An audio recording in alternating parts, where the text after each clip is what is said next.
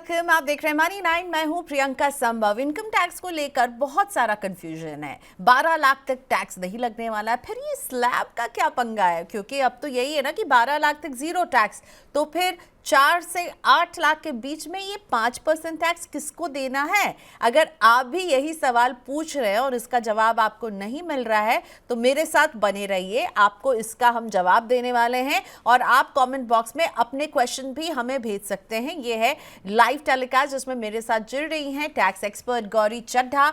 Budget day के दिन भी गौरी मनी 9 पर थी और आज हम इसको और अच्छे से एक्सप्लेन करेंगे। मुझे लगता है गौरी ने सबसे पहले बोर्ड पर हमें सब कुछ कर बताया था, पर आज गौरी के पास इतना टाइम नहीं था कि स्टूडियो में आए, तो हम उनको जूम से जोड़ करके उनसे बात करने वाले। गौरी वेलकम। तो अब बजट की डिटेल्स आप समझ चुकी होंगी काफी हद तक।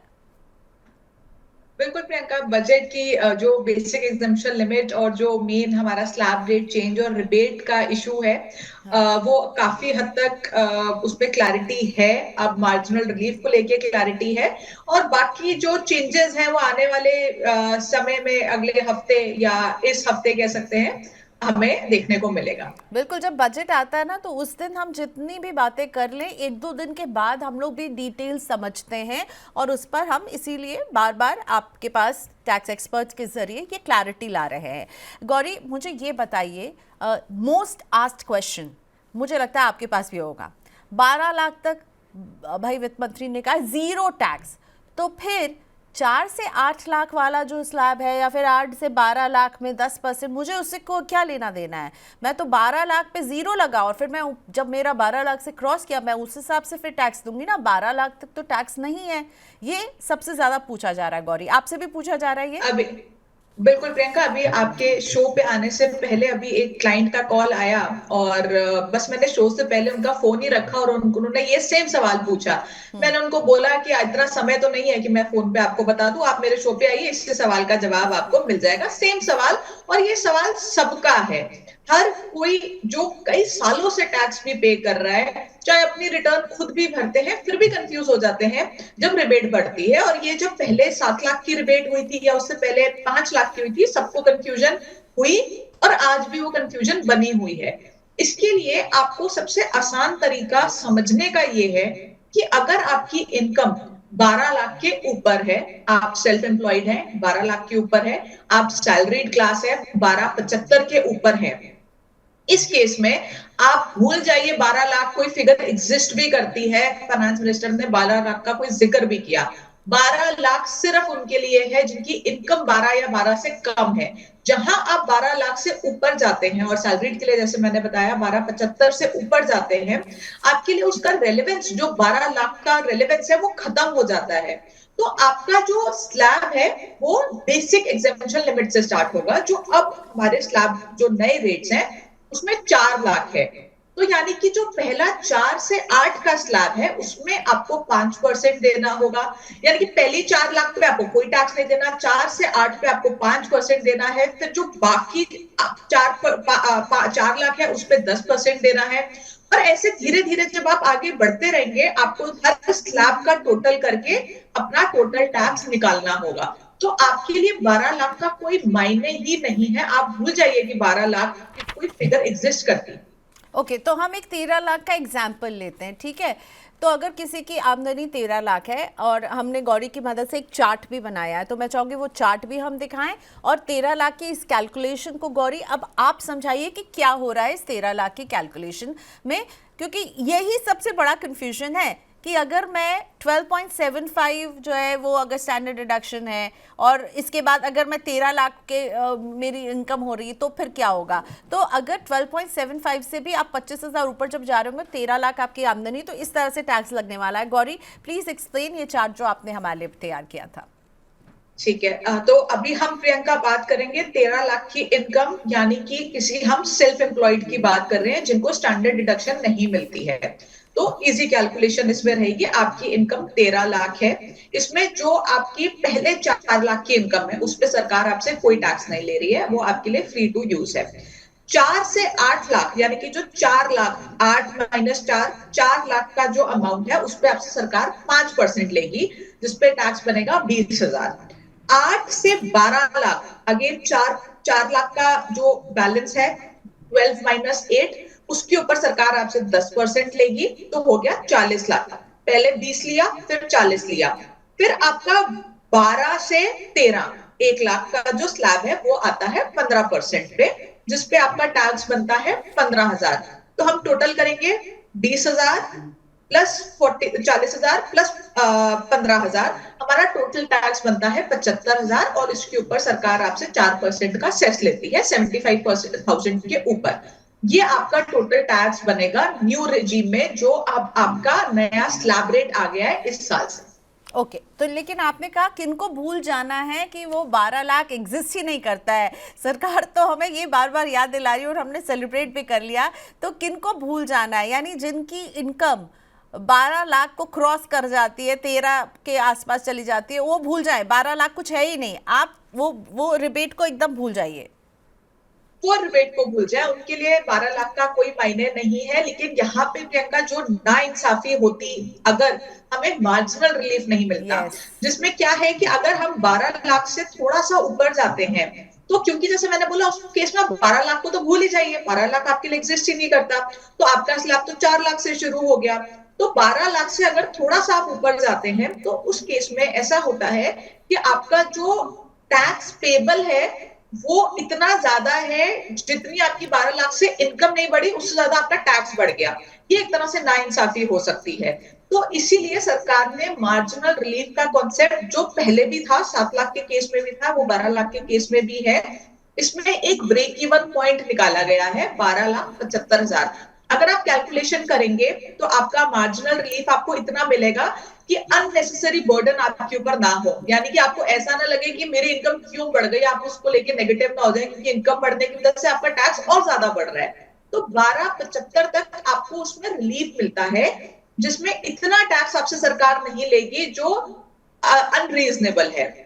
लेकिन टैक्स आपसे लेगी तो आपका टैक्स माफ नहीं होगा अगर आपकी इनकम 12 लाख के ऊपर जा रही है।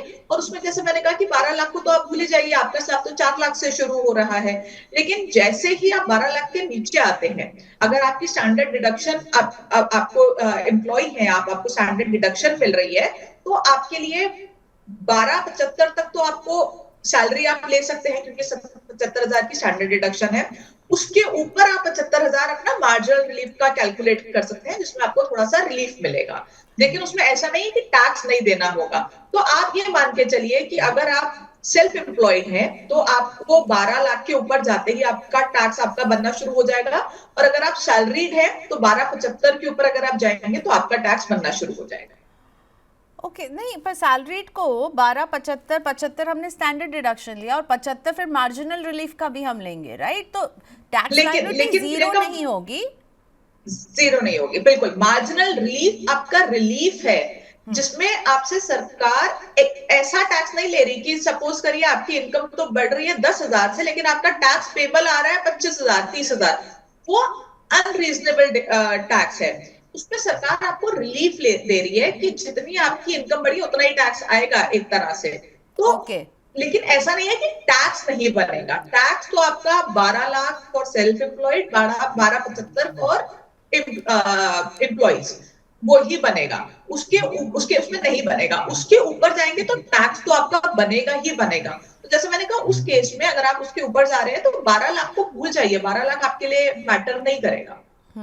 ओके सो ये जो चार्ट है इनकम टैक्स ने जो एफएक्यू निकाले थे, मैं कहूँगी वो चार्ट हम फिर से एक बार दिखाते हैं ताकि आपको ये इनकम टैक्स ने ही एफएक्यू निकाला है। तो देखिए, अगर आपकी इनकम 12,10,000 हो गई तो इसमें टैक्स जो बन रहा है, अगर मार्जिनल रिलीफ की हम बात नहीं करें तो 61,500, लेकिन आपको टैक्स जो है, अभी कहा ना गौरी ने, आपको टैक्स देना है, रिबेट नहीं है, लेकिन केवल 10,000 रुपये का ही टैक्स आपको देना होगा, क्योंकि सरकार ने इसमें मार्जिनल रिलीफ आपको दिया। इसी तरह 12,50,000 है, 67,500 रुपये आपका टैक्स बन रहा है, पर आप केवल 50,000 जो आपकी इंक्रीमेंटल इनकम हो रही है उतना ही देंगे। तो इसलिए आपको अगर लग रहा होगा अरे मेरी सैलरी 12 लाख से ऊपर ना जाए ताकि मुझे छूट मिलती रहे, तो आपको छूट मिलती रहेगी अगर आपकी सैलरी 12 लाख से भी ऊपर जाती है।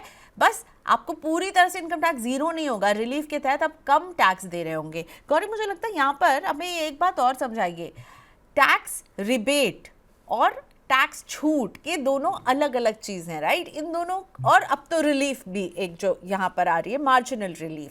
तो मैं अगर कहूँ 87A रिबेट और मार्जिनल रिलीफ प्लस टैक्स छूट, इन तीनों को ज़रा हमारे लिए सिंप्लीफाई करेंगे, ताकि एक कोई भी टैक्स पेयर आपको देख के जो है इसमें एक कंफ्यूज ना हो। देखिए, जो आपकी सबसे पहले तो आपका स्लैब रेट होता है, उसमें आपको स्लैब के हिसाब से टैक्स देना होता है।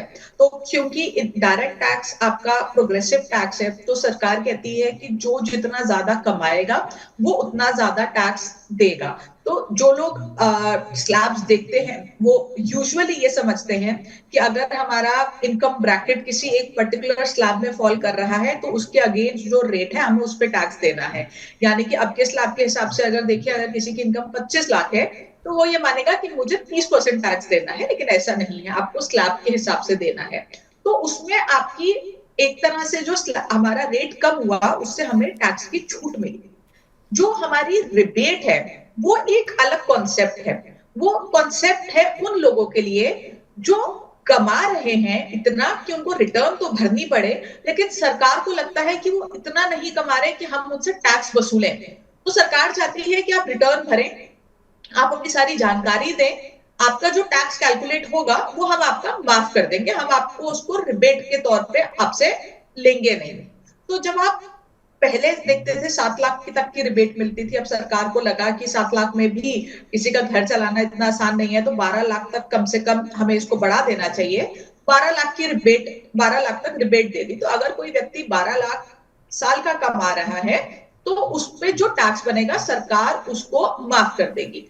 अब जब हम रिबेट का कॉन्सेप्ट लेके आए, उसी के साथ साथ एक कॉन्सेप्ट आ गया मार्जिनल रिलीफ का, क्योंकि जब सरकार ने कैलकुलेट किया कि अगर किसी की इनकम 12 लाख है और वो हमें 12 लाख पे टैक्स नहीं दे रहा, लेकिन वो जैसे ही 12 लाख के ऊपर जाता है तो हम उससे जितनी इनकम 12 लाख से ऊपर नहीं जा रही उससे ज्यादा टैक्स वसूल लेते हैं।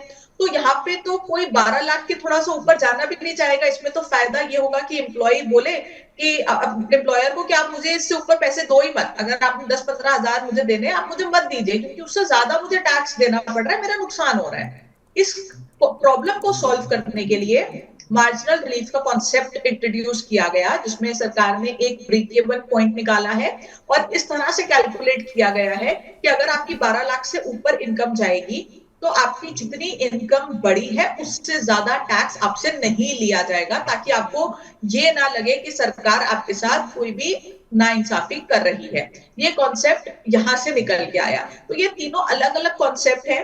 तो जिनकी इनकम 12 लाख से ऊपर है उनको या 1275 की अगर हम बात करें उससे ऊपर है तो उनको मार्जिनल रिलीफ और ये रिबेट से कोई लेना देना नहीं है। उनको इन चीजों में इससे कंफ्यूज होने की कोई जरूरत नहीं है। जिनकी इनकम इस रेंज में, इस ब्रैकेट में फॉल करती है, उनके लिए ये सारे कॉन्सेप्ट समझने मुश्किल हो जाते हैं और उनको समझना जरूरी है, क्योंकि उनका टैक्स काफी हद तक इन्हीं कॉन्सेप्ट्स की वजह से बचेगा।